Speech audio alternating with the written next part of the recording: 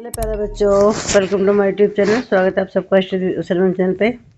आज हम 10th class का देखिए, ये इम्पोर्टेंट, बहुत ही इम्पोर्टेंट है क्योंकि ये वो क्वेश्चंस हैं जो आपके बहुत बार रिपीट हो चुके हैं और ऐसे इसमें बहुत सारे क्वेश्चन जो आपके हर 2 साल बाद रिपीट हो रहे हैं। ठीक है, तो उम्मीद करते हैं कि इस साल भी ये क्वेश्चन आपको एग्जाम में देखने को मिलेंगे। और प्लीज़ वीडियो को लास्ट तक ज़रूर देखना और बच्चों को भी शेयर करना ताकि और बच्चों को भी इसका फ़ायदा मिल जाए। ठीक है, चलिए स्टार्ट करते हैं। फर्स्ट क्वेश्चन है,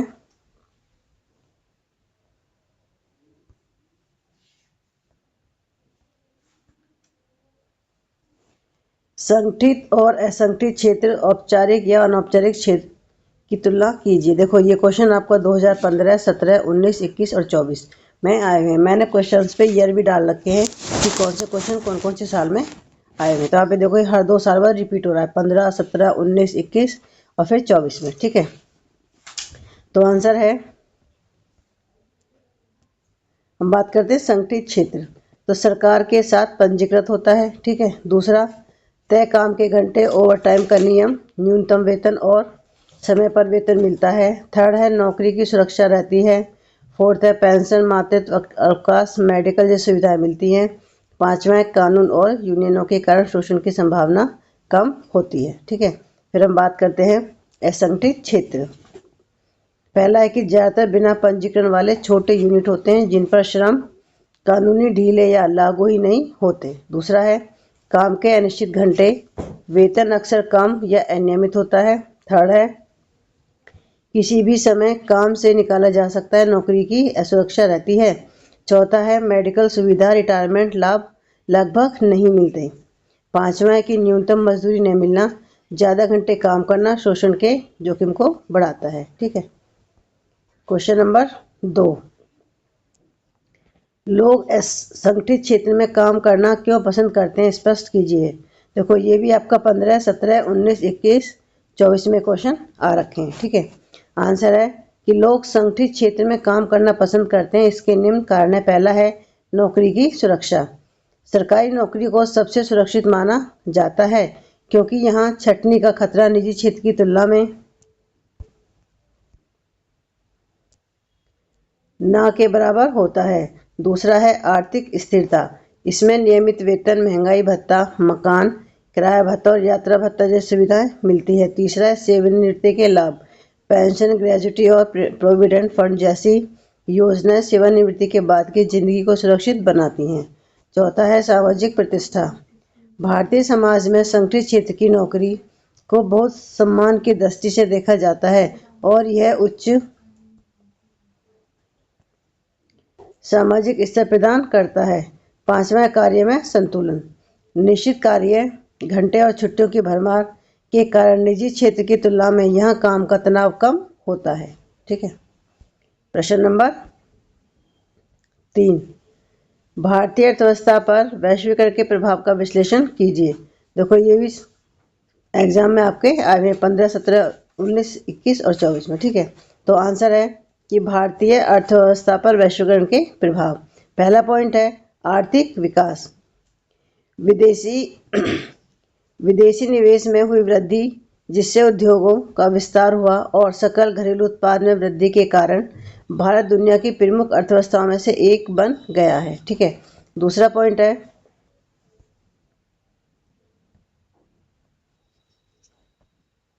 रोजगार के अवसर। विशेष आर्थिक क्षेत्र और आईटी व बीपीओ क्षेत्रों में भारी रोजगार का सृजन हुआ जिससे भारत वैश्विक कार्यबल में योगदान दे रहा है। तीसरा है तकनीकी उन्नति। विदेशी कंपनियों के आने से नई तकनीकें और प्रबंधन के तरीके आए जिससे उत्पादन क्षमता बढ़ी और सूचना प्रौद्योगिकी में सुधार हुआ। ठीक है, चौथा है विदेशी व्यापार। आयात और निर्यात दोनों में वृद्धि हुई जिससे भारत विश्व व्यापार का एक महत्वपूर्ण हिस्सा बन गया है। पांचवा है उपभोक्ता लाभ। भारतीय उपभोक्ताओं को विभिन्न प्रकार के उत्पाद और सेवाएं मिली जिससे उनके पास अधिक विकल्प उपलब्ध हुए। अब इसके नकारात्मक और चुनौतियां। नकारात्मक और प्रभाव और चुनौतियां। पहला है कि आर्थिक विकास का लाभ सभी राज्यों और वर्गों तक समान रूप से नहीं पहुंचा, जिससे आय में असमानता बढ़ी है। दूसरा है पश्चिमी संस्कृति और उपभोक्तावादी संस्कृति के प्रभाव से सामाजिक और सांस्कृतिक बदलाव आए हैं। तीसरा है औद्योगिकरण बढ़ने से पर्यावरणीय चिंताएं और प्रदूषण में वृद्धि हुई है। चौथा है कुछ नौकरियों में कम वेतन और खराब कामकाजी दशाएं भी सामने आई हैं, जिससे कम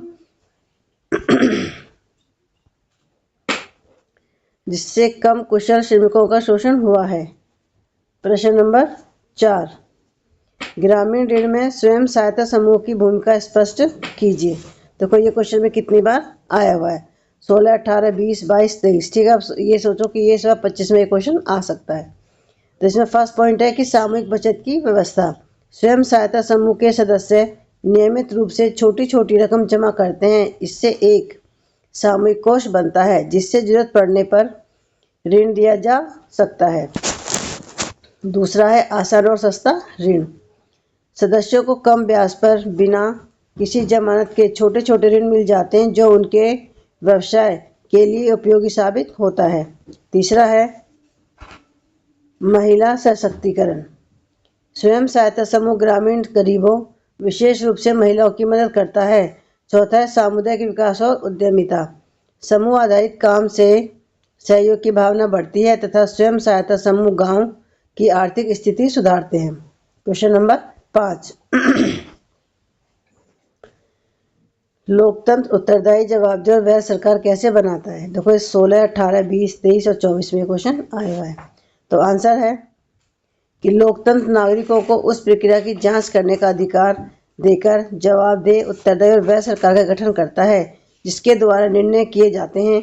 ये निर्णय मानदंडों और प्रक्रियाओं के अनुसार किए जाते हैं, जो निर्णय लोगों को अधिक स्वीकार्य बनाते हैं। इसके साथ मूल तथ्य यह है कि लोकतंत्र में लोगों को अपनी सरकार का चुनाव करने का अधिकार होता है और जो उम्मीदवार चुना जाता है उसे लोगों की मांगों को पूरा करने में सक्षम माना जाता है। प्रश्न नंबर 6, राजनीतिक दलों के सामने आने वाली चुनौतियों को समझाइए। देखो ये भी 16, 17, 19, 22 और 24 में क्वेश्चन आया हुआ है। तो आंसर है, सबसे पहला पॉइंट है इसमें आंतरिक लोकतंत्र का अभाव। कई पार्टियों में निर्णय लेने की शक्ति कुछ ही नेताओं के हाथ में होती है। आम कार्यकर्ता की राय को ज़्यादा महत्व नहीं दिया जाता। दूसरा है पैसा और अपराधी तत्वों की घुसपैठ। चुनाव लड़ने के लिए बहुत पैसा और कभी कभी गलत लोगों का इस्तेमाल किया जाता है। इससे ईमानदार उम्मीदवार के लिए प्रतियोगिता कठिन हो जाती है। इसमें थर्ड पॉइंट है वंशवाद की चुनौती। पार्टी का नेतृत्व अक्सर एक ही परिवार से चलता रहता है। योग्य और मेहनती कार्यकर्ताओं को अवसर कम ही मिल पाता है। चौथा है दल बदल और अवसरवाद। कई नेता अपने स्वार्थ के लिए बार बार पार्टी बदल लेते हैं। इससे लोकतंत्र में स्थिरता और मतदाताओं का भरोसा दोनों कमजोर होते हैं। पांचवा पॉइंट है कि पारदर्शिता का अभाव। गलत सूचना और प्रचार का उपयोग, जिससे राजनीतिक अस्थिरता तथा पारदर्शिता का अभाव रहता है। ठीक है, प्रश्न नंबर 7, भारत में संघवाद की कोई 3 या 4 विशेषताएं समझाइए। देखो ये 15, 16, 18, 20, 22, 24 में ये क्वेश्चन आए हुए। तो आंसर है 2 या 2 से अधिक स्तर की सरकार। तो यहाँ सरकार 2 या अधिक स्तरों वाली होती है। दूसरा है लिखित संविधान और विषयों का स्पष्ट विभाजन। विभिन्न स्तरों की सरकारों के अधिकार क्षेत्र संविधान में स्पष्ट रूप से वर्णित है। तीसरा है एक तरफा बदलाव मुश्किल। संविधान के मौलिक प्रावधानों को किसी एक स्तर की सरकार अकेले नहीं बदल सकती। ऐसे बदलाव दोनों स्तर की सरकारों की सहमति से ही हो सकते हैं। चौथा है स्वतंत्र न्यायपालिका। अदालतों को संविधान और विभिन्न स्तर की सरकारों के अधिकारों की व्याख्या करने का अधिकार है। पांचवा है वित्तीय व्यवस्थाएं। वित्तीय स्वायत्तता निश्चित करने के लिए विभिन्न स्तर की सरकारों के लिए राजस्व के अलग अलग स्रोत निर्धारित हैं। प्रश्न नंबर 8, बेल्जियम श्रीलंका में सत्ता साझाकरण या पावर शेयरिंग कैसे किया जाता है, उदाहरण देकर समझाइए। देखो ये भी 16, 17, 19, 21, 23 में चैप्टर आ रखा है। आंसर है बेल्जियम की सत्ता की साझेदारी। पहला पॉइंट है कि केंद्र सरकार में डच व फ्रेंच भाषी मंत्रियों की समान संख्या। दूसरा है केंद्र सरकार की अनेक शक्तियां देश के 2 इलाकों की क्षेत्रीय सरकार को दी गई। थर्ड पॉइंट है ब्रुसेल्स में अलग अलग सरकारें, इसमें दोनों समुदायों का समान प्रतिनिधित्व दिया गया। चौथा है 1970-1993 के बीच उन्होंने अपने संविधान में 4 संशोधन सिर्फ इस बात के लिए किए कि देश में रहने वाले किसी भी आदमी को बेगानेपन का एहसास न हो और सभी मिलजुल कर रह सकें। ठीक है, हम बात करते हैं श्रीलंका में सत्ता की साझेदारी। पहला है कि श्रीलंका में सिंहली नेताओं ने सिर्फ सिंहली भाषा को आधिकारिक भाषा बनाया और बौद्ध धर्म को विशेष महत्व दिया, जिससे तमिल समुदाय अपने आप को हाशिए पर महसूस करने लगा। सेकंड है तमिलों के साथ नौकरियों, शिक्षा और राजनीति में भेदभाव से असंतोष बढ़ा। थर्ड पॉइंट है कि तनाव बढ़कर गृहयुद्ध तक पहुंच गए। ठीक है, प्रश्न नंबर 9, उद्योग राष्ट्रीय अर्थव्यवस्था को में कैसे योगदान देते हैं? तो ये 15, 16, 19, 21, 24 में क्वेश्चन आया हुआ है। तो आंसर है सबसे पहला है मूल्य संवर्धन। उद्योग कच्चे माल को तैयार माल में बेचते हैं, जिससे वस्तु की कीमत और देश की कुल आय दोनों बढ़ती हैं। दूसरा रोजगार सृजन। कारखाने स्वयं भी बड़ी संख्या में लोगों को रोजगार देते हैं और उनसे जुड़े परिवहन, बैंकिंग, विनिर्माण, व्यापार आदि क्षेत्रों में भी नौकरियां पैदा होती हैं। तीसरा है विदेशी मुद्रा अर्जन। औद्योगिक उत्पादों के निर्यात से देश को विदेशी मुद्रा मिलती है, जिससे आयात का भुगतान और भुगतान संतुलन बेहतर होता है। चौथा है तकनीकी प्रगति और आधुनिकीकरण। उद्योगों की जरूरतों को पूरा करने के लिए सड़कों, राजमार्गों, बंदरगाहों, बिजली संचार आदि का विकास होता है। पांचवा कृषि से जुड़ाव। चीनी, कपड़ा, खाद्य प्रसंस्करण जैसे कृषि आधारित उद्योग किसानों की उपज के लिए बाजार बनाते हैं और ग्रामीण आय बढ़ाने में सहायक होते हैं। प्रश्न नंबर 10, भारतीय कृषि की समस्याएं बताइए। देखो ये 16, 18, 20, 22, 23 में। ठीक है, प्रश्न आंसर है पहला है कि वर्षा पर निर्भरता। कृषि का एक बड़ा हिस्सा मानसून पर निर्भर है, जिससे सूखा या बाढ़ का खतरा बना रहता है। दूसरा है तकनीकी ज्ञान का अभाव। कई किसान आज भी पुराने उपकरण और तरीके अपनाते हैं, जिससे उत्पादकता कम रहती है। तीसरा ऋण और बाजार की समस्याएं। किसानों को समय पर ऋण नहीं मिल पाता और उन्हें अपनी उपज का उचित मूल्य नहीं मिलता। बिचौलिए मुनाफा कमाते हैं। चौथा उर्वरता में कमी और मृदा क्षरण। रासायनिक उर्वरकों के अत्यधिक उपयोग और अतिदोहन से मिट्टी की गुणवत्ता घट रही है। नंबर 4 है बुनियादी ढांचे की कमी। भंडारण सुविधाओं और परिवहन नेटवर्क की कमी के कारण फसल कटाई के बाद नुकसान होता है। प्रश्न नंबर 11, मिट्टी संरक्षण, भूमि संरक्षण नियंत्रण की कोई 3 उपाय बताइए। तो देखो ये क्वेश्चन भी 15, 17, 19, 21, 23, 24 में आया हुआ है। ठीक है, तो अभी हम उम्मीद कर सकते हैं कि 26 में भी क्वेश्चन आ सकता है। आंसर है मिट्टी संरक्षण के 3 उपाय। पहला है समूचित जुताई और मेड़बंदी। ढलान वाली जमीनों पर ढलान के आर पार जुताई करना या मेड़े बनाना पानी के बहाव की गति को कम करता है, जिससे मिट्टी की ऊपरी उपजाऊ हिस्सा बहने से रुक जाता है। दूसरा सीढ़ीनुमा खेती। पहाड़ी ढलानों को सीढ़ियों के रूप में काटकर खेती करना पानी के तेज बहाव को कम करता है और मिट्टी के कटाव को रोकता है, जिससे भूमि पर खेती करना संभव हो पाता है। थर्ड पॉइंट है वन आरोपण और पट्टीदार फसलें।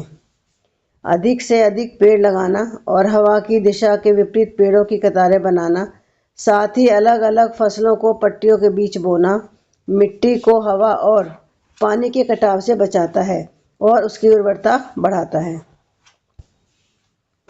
प्रश्न नंबर 12, संसाधन विकास के लिए क्यों महत्वपूर्ण है। देखो ये 16, 18, 20, 22, 24, आप सोचो कि 26 में भी क्वेश्चन आ सकता है। संसाधन के विकास के महत्व के कारण। पहला है जीवन और विकास का आधार। भूमि, जल, खनिज, वायु जैसे प्राकृतिक संसाधन कृषि, उद्योग और बुनियादी ढांचे के लिए आवश्यक हैं, जिसके बिना कोई विकास संभव नहीं है।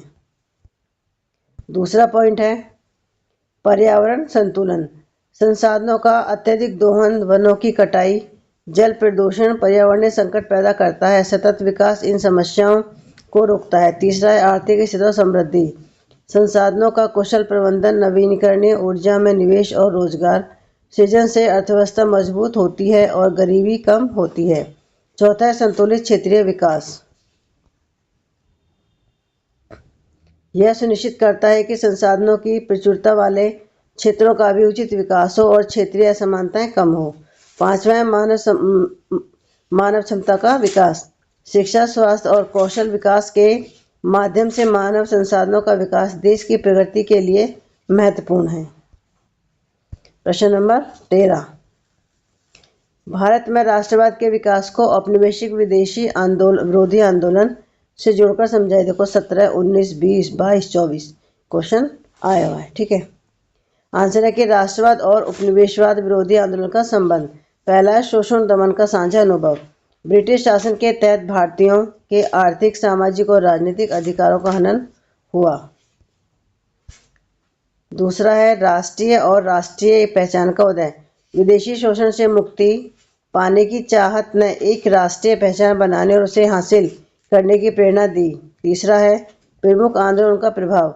1857 का विद्रोह, स्वदेशी आंदोलन, असहयोग आंदोलन और सविनय अवज्ञा जैसे आंदोलनों ने इस भावना को मजबूत किया और एक राष्ट्रीय पहचान बनाई।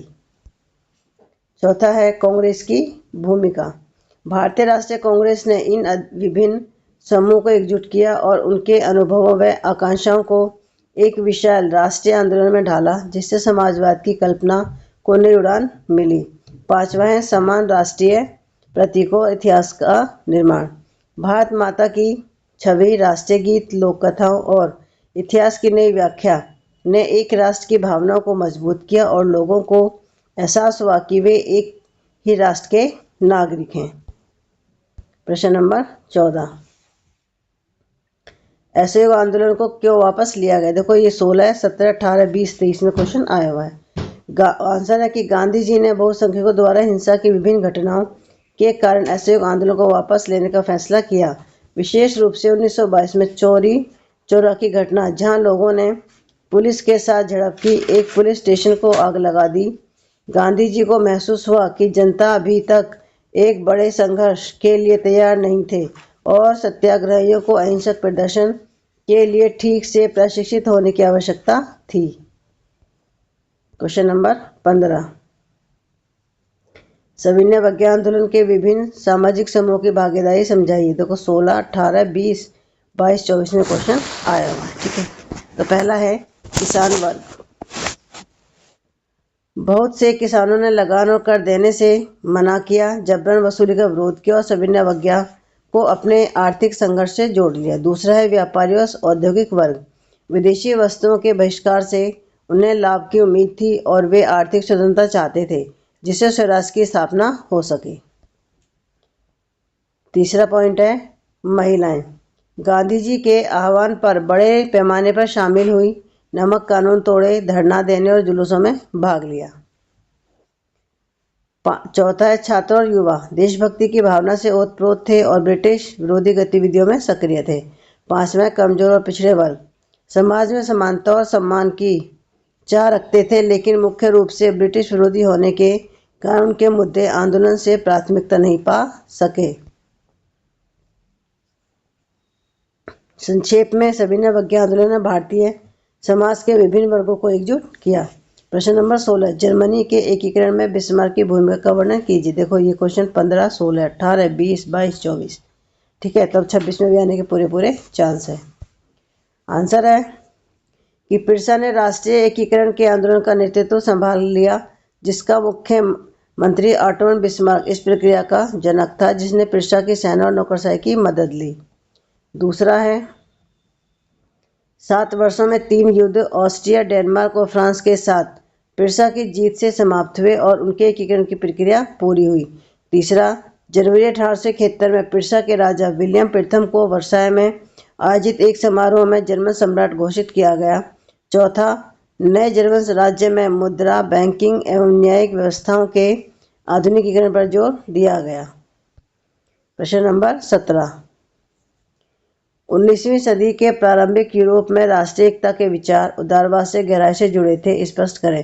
देखो 16, 17, 20, 23, 22 और 23 में क्वेश्चन आया हुआ है। ठीक है, तो आंसर है कि 19वीं सदी के शुरुआती दौर में राष्ट्रीय एकता के विचार उदारवाद से गहराई से जुड़े थे। उदारवाद और राष्ट्रीय एकता के जुड़ाव के मुख्य बिंदु, पहला है व्यक्तिगत स्वतंत्रता और समानता।